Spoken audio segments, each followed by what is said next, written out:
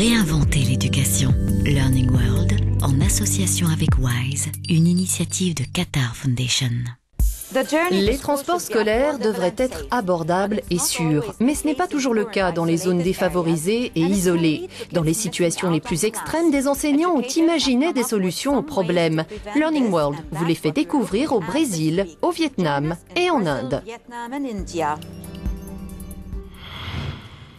Au Vietnam, les frais d'inscription à l'école sont aussi élevés que le revenu mensuel des familles les plus pauvres. De nombreux enfants abandonnent leur scolarité pour assurer les tâches domestiques. Une organisation se bat contre l'absentéisme. Elle motive les enfants pauvres, sans toit ou orphelins en leur donnant un vélo. Une initiative devenue partie intégrante de son programme éducatif. Regardez. Elle avait été rebaptisée Tourane du temps de la colonisation française. Depuis, cette ville de 750 000 habitants, campée sur l'estuaire de la rivière Han, est redevenue Da Nang, le pôle touristique, commercial et éducatif du centre du Vietnam.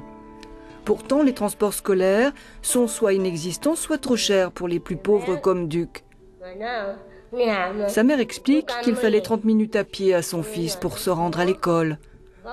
Un manque à gagner d'1 heure par jour pour effectuer ses tâches ménagères et ses devoirs. Le vélo a changé leur vie. La mère de Duc se dit soulagée et rassurée. Derrière ce changement, l'ONG Children of Vietnam qui tente d'enrayer les cycles de la pauvreté dans ce pays. C'est elle qui a offert son vélo à Duc dans le cadre de son programme de lutte contre l'absentéisme. Les vélos sont fabriqués dans la ville. Ils sont équipés d'un antivol, d'un panier et d'un porte-bagages pour transporter un passager. La maintenance est assurée par un réseau de bénévoles vietnamiens. Pour Duc, l'impact a été immédiat, comme l'a noté son institutrice.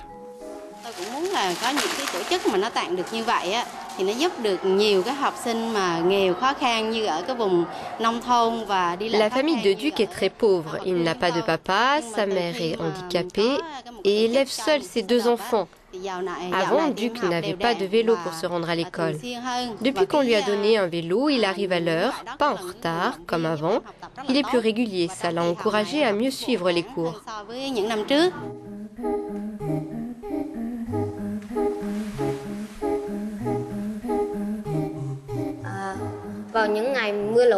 Quand il pleut, l'eau monte et on ne peut pas aller à l'école. Quand l'eau monte beaucoup, les déplacements sont difficiles. J'espère qu'on va nous offrir un vélo pour nous permettre de nous déplacer pendant la saison des pluies. Fondée en 1998, l'ONG Children of Vietnam a lancé son opération Un vélo pour l'école il y a 8 ans à l'intention des enfants les plus défavorisés. La liste des bénéficiaires est établie sur la base de données fournies par les autorités. Ce programme de Children of Vietnam est destiné aux enfants pauvres. Les vélos offerts sont achetés au prix de revient dans une entreprise d'assemblage qui se trouve à Da Nang. Elle appartient à une de nos familles bénévoles, donc elle ne nous les vend pas cher. À ce jour, 1 millier d'enfants pauvres en ont bénéficié.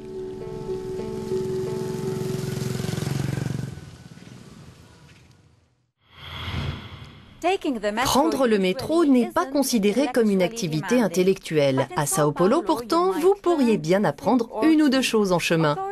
Les autorités ont dépêché des enseignants volontaires sous terre pour dispenser gratuitement des cours aux petits comme aux grands. Le programme Levez vos doutes offre l'opportunité d'améliorer ses connaissances en attendant le prochain métro. Reportage au Brésil. Quand un moyen de transport se transforme en école. Ça se passe à Sao Paulo, plus précisément à la station de métro Brás. Chaque jour, plus de 3 millions de passagers s'engouffrent dans les boyaux souterrains de la mégapole brésilienne. Depuis 2010, 6 000 d'entre eux sont devenus des étudiantes du métro. Quel que soit leur âge ou conditions sociales, ils bénéficient de cours gratuits de mathématiques et de portugais grâce au projet Levez vos doutes. L'idée du projet est d'attendre que les habitués de la station viennent nous voir pour se débarrasser de leurs doutes, ponctuels ou non. Ici, les questions portent le plus souvent sur la règle de 3, les pourcentages, les équations.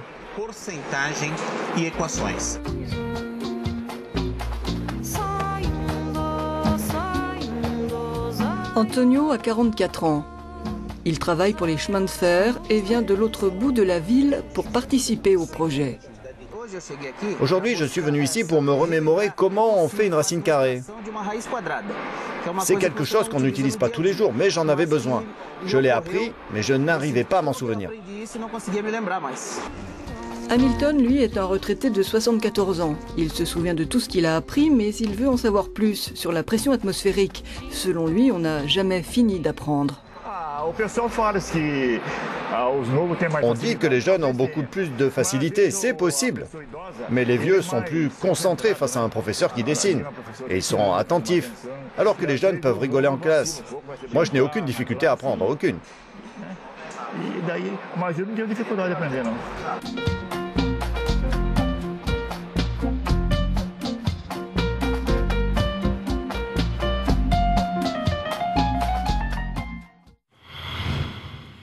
Ce n'est peut-être pas le moyen de transport le plus rapide, mais dans les zones reculées et arides de la région indienne de Churu, le chameau est certainement ce qu'il y a de plus fiable.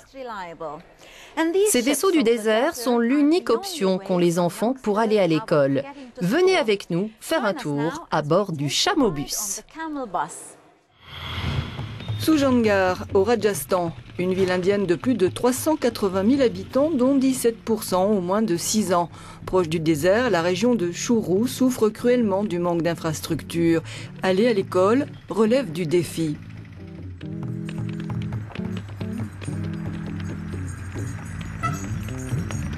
Pour contourner cet obstacle, Mewaran Janjid, menuisier, et Radheshyam Mishra, directeur d'école, ont créé le chameau-bus, un transport scolaire abordable, confortable et sûr. Une solution qui fait ses preuves depuis 1972.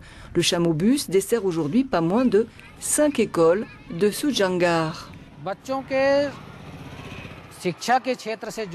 Le chameau-bus joue un rôle important en termes de motivation pour les enfants. Il va de porte en porte dans les villages reculés et emmène les enfants de chez eux à l'école.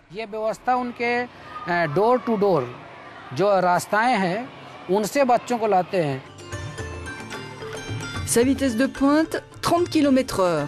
Grâce à lui, 65 enfants supplémentaires se sont inscrits à l'école.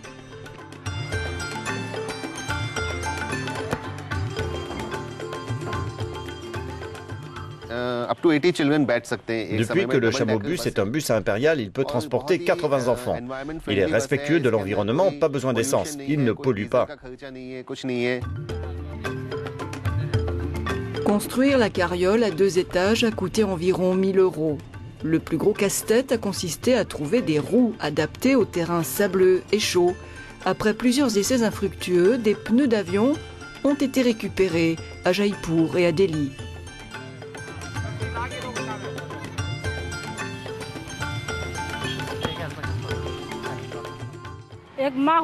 En tant que mère, je n'ai pas à m'inquiéter de la sécurité de mes enfants.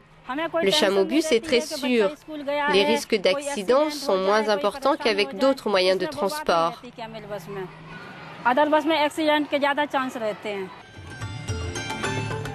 Aimé de tous, le chameau-bus a contribué à conférer une identité distincte aux écoles de la région.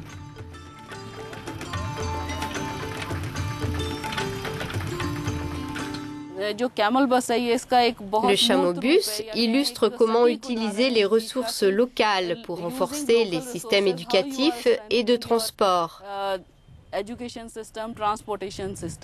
Sous cet angle, c'est un grand modèle de réussite.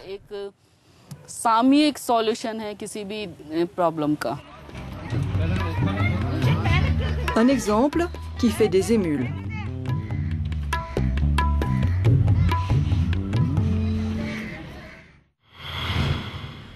Voilà, c'est la fin de cette édition.